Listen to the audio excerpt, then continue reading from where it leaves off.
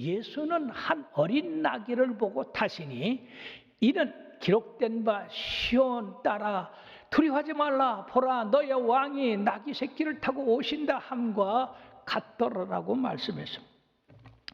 이것은 스가랴 선지자가 약 500년 전에 예수님께서 나귀 타고 오시는 것을 이미 예언을 하셨습니다. 그 예언의 말씀대로 우리 주님이 바로 지금 실행하고 있는 겁니다. 우리 주님의 그 생애 가운데는 많은 구절에서 선지자들의 기록한 것을 행하시기 위하셨다고 하는 것인데 바로 예수님께서 이렇게 시온에 오실 때에 나귀 타고 오신 것도 바로 기록한 말씀이다 하는 것입니다.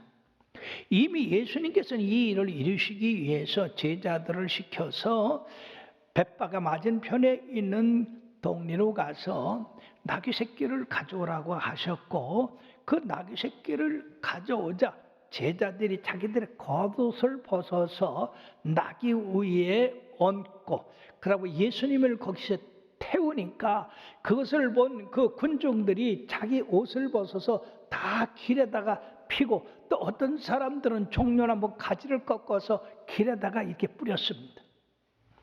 사랑하는 여러분들이요, 그러면서 앞서가고 뒤에 가는 그 무리들이 크게 소리를 지르면서 호산나 다윗의 자손이여 라고 했습니다.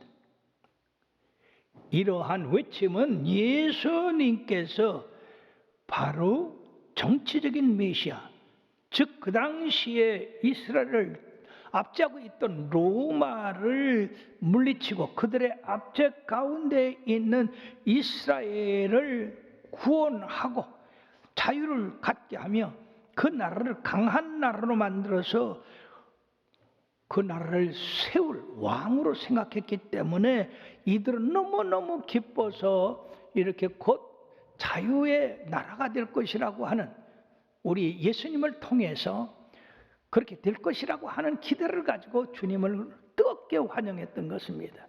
이미 오병리의 역사 가운데도 예수님을 이스라엘 왕으로 삼으려고 했던 그런 사실을 우리가 볼 수 있는데 이제 예수님이 이제 예루살렘에 입성해서 왕으로 앉을 것이다. 그리고 이 모든 외세를 물리치고 그 나라에 참된 평안과 기쁨을 줄 것이다라고 하는 그런 입장에서 이들이 소리 질러 찬양을 한 건데 주님이 생각했던 그 의미와는 좀 거리가 있지만은 한 가지 같은 것은 뭐냐면은 그들의 찬양과 환영, 경배는 바로 우리 주님이 승리자로서 입성했다고 한 그거에 대한 합당하다 하는 것입니다.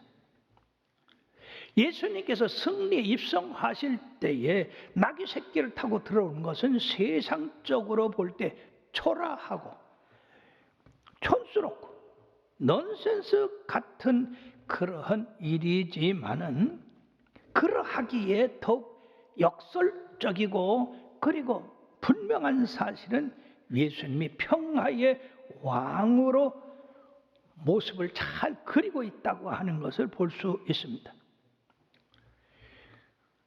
그러나 이 일은 사람들이 계획하고 만들어서 된 것이 아닙니다. 이것은 500년 전에 예언한 스가랴 선지자를 통해서 예언한 그 하나님의 말씀을 성취하는 일이며 주님의 이러한 예루살렘의 입성은 하나님의 놀라운 계획을 말씀드리고 있다는 것입니다. 그러면 이 스가랴 선지자는 어떤 사람인가? 이 사람은 제사장의 가문에서 태어났는데 바벨론에서 태어났습니다. 그리고 주전 536년에 예루살렘으로 돌아와서 BC 520년경부터 선지자 활동을 했습니다. 학개나 수룹바벨 그 총독을 도와서 하나님의 성전을 완성시키는 데 큰 일익을 담당했습니다.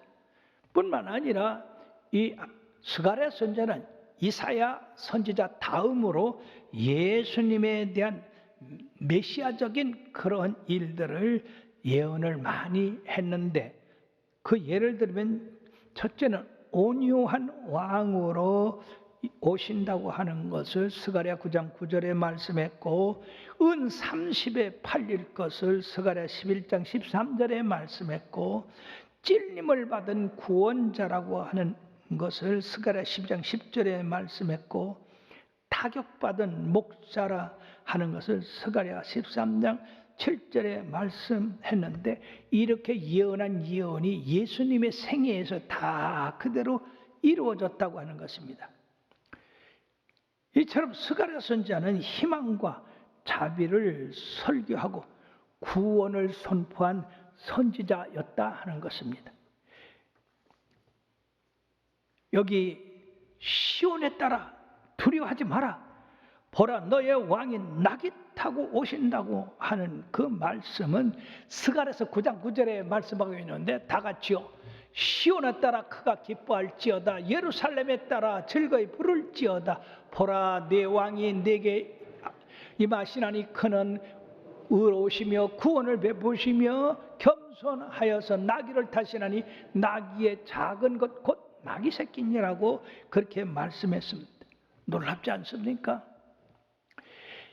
700년 전, 그 전에 또 모세까지 시편의 많은 구절에서 예언한 그 예언의 말씀을 주님이 지금 현실로 이루고 있다고 하는 것입니다. 이걸 누가 깨달을 수 있습니까? 성경의 말씀을 아주 그대로 지금 성취하고 있는데, 여기서 시온에 따른 예루살렘 딸, 바로 예루살렘에 거하는 거주민들을 말씀하고 있고, 특히 압제당하는 하나님의 백성들을 향하여 이런 희망의 메시지가 도래하심을 예언하는 것입니다. 두려워하지 마라. 평화의 왕으로서 메시아가 오시기 때문에 더 이상 두려워할 필요가 없다는 겁니다. 보라 너의 왕이 낙새끼를 타고 오신다. 예수님이 예루살렘에 입성하실 때에 세상에 왕이나 정복자들 같이 군마를 타고 오신 것이 아니라, 예수님은 평화의 왕으로서 어린 나귀 새끼를 타고 화평을 주기 위해서 오셨다고 하는 겁니다. 그러므로 산상수훈 마태복음 5장 9절에 뭐라고 말씀했습니까? 다 같이요. 화평하게 하는 자는 복이 있나니 그들이 하나님의 아들아 일컬음을 받을 것이요. 예수님이 바로 하나님의 아들이셨습니다. 그러므로 우리들이 여기서 세 번째 생각할 것은, 제자들이 처음에는 이 일을 전혀 깨닫지 못했다고 하는 것입니다. 즉, 왜 예수님이 낙이 타고 입성하셨는가? 이게 도무지 이해가 안 된다는 얘기죠. 520여 년 전에 스가랴가 예언한 것을 이들은 기억하지 못하고 있었던 거예요. 그것을 성취하기 위해서 낙이 타고 오신 것을 이들은 기억하지 못했습니다. 사랑하는 여러분들, 우리가 오순절 성령 세례에서 적어도 15개 나라 이상에서 유대인들이 들어와서 그 성령 세례 받은 사람들을 본 그 사실을 우리가 볼 수 있듯이, 이 유월절에는 더 많은 사람들이 갈릴리에서, 유대 여러 나라를 고울해서, 그리고 각 나라에서 이 유월절을 지키고 온 무리들이 모두 주님이 승리에 입성하는 그 자리에 함께 했다고 하는 것입니다.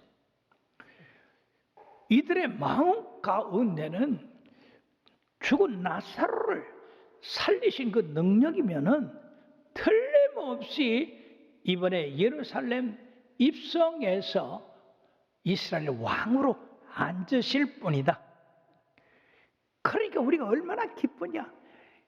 마음껏 우리가 지금까지 억눌렸던 그 모든 정치적인 고통에서 우리가 자유를 얻게 됐으니 그런 기대를 가지고 예수님을 영접을 했는데 그토록 많은 인원이 동원된 사실은 실질적으로 그 배후에서 우리 하나님이 그들을 동원시킨 겁니다.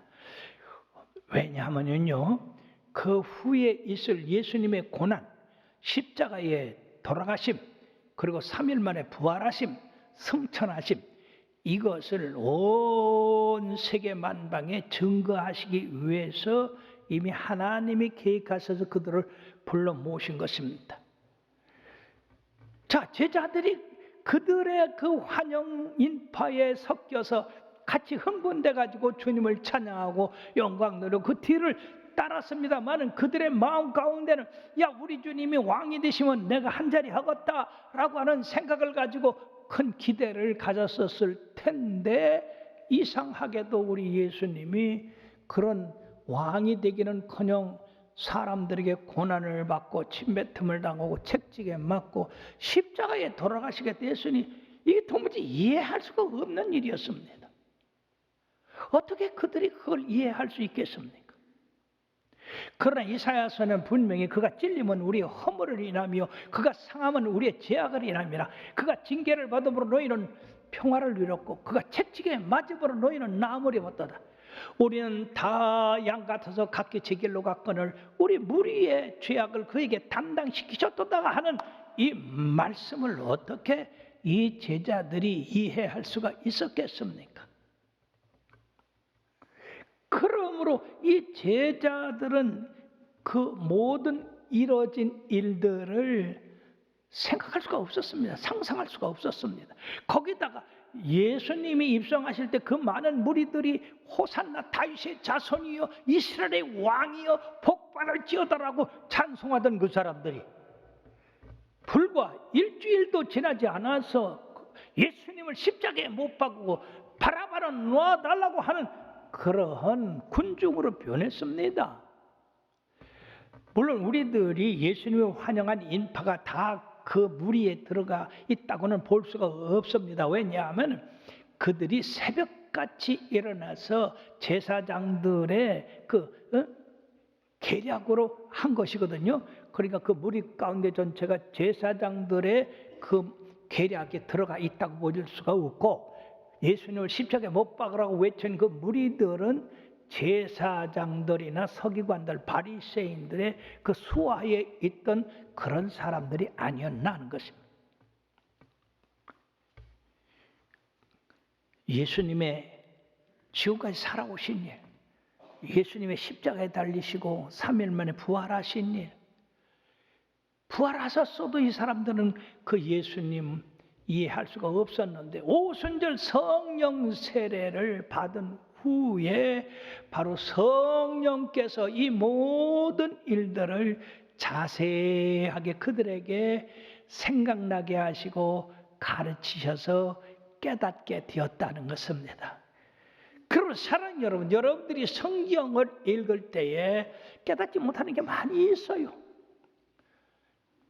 그런데 깨닫지 못한다고 해서 덮어놓을 것이 아니라 깨닫지 못해도 언젠가 성령님이 기회가 되면 깨닫게 해 주실 것이라고 하는 생각을 가지고 계속해서 성경을 상고하시기를 바랍니다. 성경을 이해할 수 있는 것은 여러분들이 교회에 나와서 지도자들의 말씀 가운데 깨달을 수가 있고, 그리고 기도할 때도 깨달을 수가 있고, 여러 가지 방면으로 성경을 묵상할 때도 깨달을 수 있고, 여러 가지 방면으로 우리 성령님이 역사해서 깨닫게 하여 주십니다. 그러므로서 성경을 깨달을 수 없다고 덮어놓고 읽지 않는 그런 어리석은 일은 하지 않게 되기를 바라겠습니다. 끝으로 바리새인들의 동요입니다. 여기 19절의 말씀에 보면 바리새인들이 서로 말하되 볼지어다 너희 하는 일이 쓸데없다 보라 온 세상이 그를 따르는다. 그럼 이 바리새인들이 하고자 하는 게 뭡니까? 예수님을 죽이려고 했던 것이요. 나사로를 죽은 자 가운데서 살리실 때에 유대인들이 기뻐했어요. 많은 사람이 주 앞으로 돌아왔어요. 그런데 이 바리새인들은요, 분을 내면서 예수님 죽이려고 모의했습니다. 기회를 틈탔어요. 그런데 예루살렘 성 예수님이 입성하실 때 보니까 다 틀렸다 이거지. 예수님을 죽이려고 했던 그런 계획이 다 수포로 돌아갔다고 하는 겁니다. 참으로 약한 생각들을 갖고 있어요. 그렇지만 예수님께서 그들의 계획대로 은 30에 팔려 십자가에 달리셨는데 그것까지도 성경을 응하게 하시려고 했다는 것입니다. 자의적으로 십자가를 지셨다고 하는 것입니다. 만약에 이렇게 찬양하고 영광 돌리는 이 환호하는 무리들을 제재를 하고 그들에게 폭력을 행사했다고 한다면 도리어 그 무리들이 폭동을 일으켜서 자기들을 갖다가 오히려 넘어뜨리고 쓰러뜨리고 패하게 했을 것이다. 그래서 이 사람들은 예수님을 그 당시에 체포하지 못했던 겁니다. 그리고 그들이 하는 것은 온 세상이 그를 따르는도다. 즉 예수님을 제지하는 것은 불가능하다. 왜? 온 세상이 다 예수님 따르고 있는데 어떻게 예수님을 제지할 수 있는가?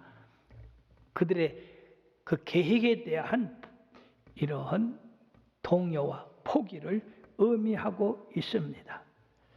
그럼에도 불구하고 예수님은 그 제자 가룟 유다의 제사장들에게 가서 은 30 팔고 예수님을 팔므로 말미암아 그 밤에 아무도 모르는 그 밤에 예수님을 체포해서 십자가로 끌고 갔던 겁니다.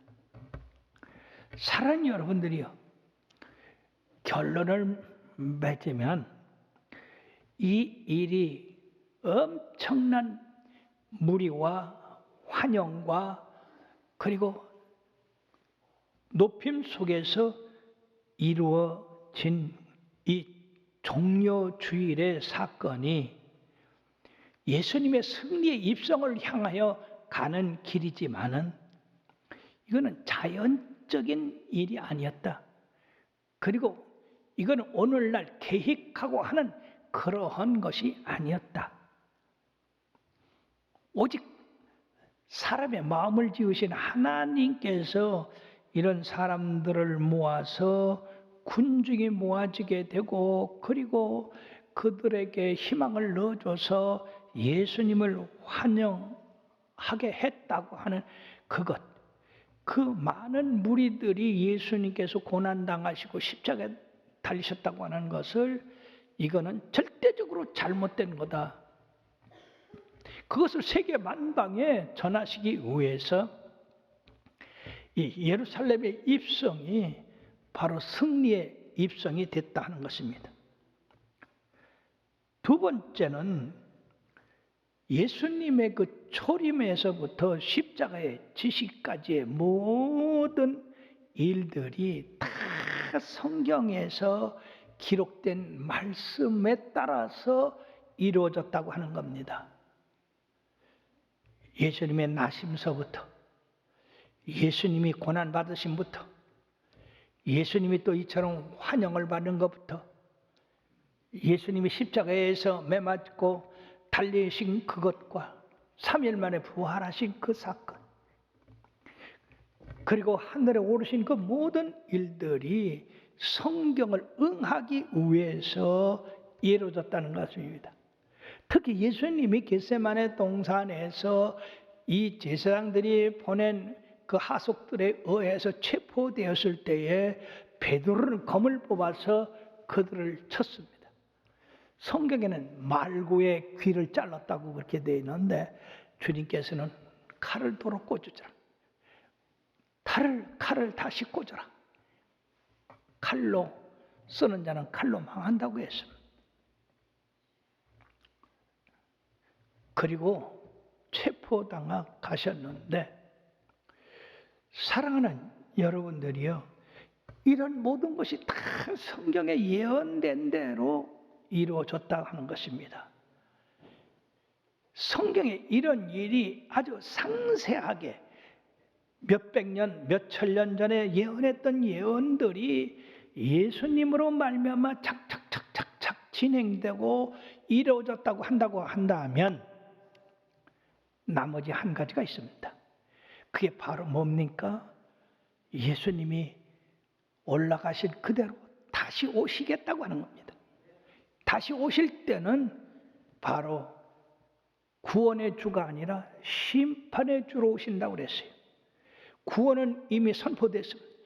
그러므로 우리들이 이 구원을 잘 받아들이고 그 성경에 기록된 말씀들을 잘 행하고 그리고 사모하고 기다린다면 우리들도 이 성경의 무리 가운데에 들어갈 수가 있다고 하는 겁니다. 사랑하는 여러분들이요, 참으로 진실로 원하는 것은 우리가 세상 떠난 후에 주님 오실지 또는 살아 있을 때 주님 오실지 그건 확실하지 않으나 그거는 상관이 없어요.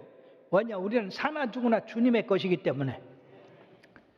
살아서 오셔도 우리가 하늘에 올라갈 것이고 죽어서 오셔도 하늘에 올라갈 것인데, 제발 원하기는 여러분들이 계시록 7장 9절 10절의 그 무리 가운데 들어가셔야 된다는 얘기죠. 다 같이요.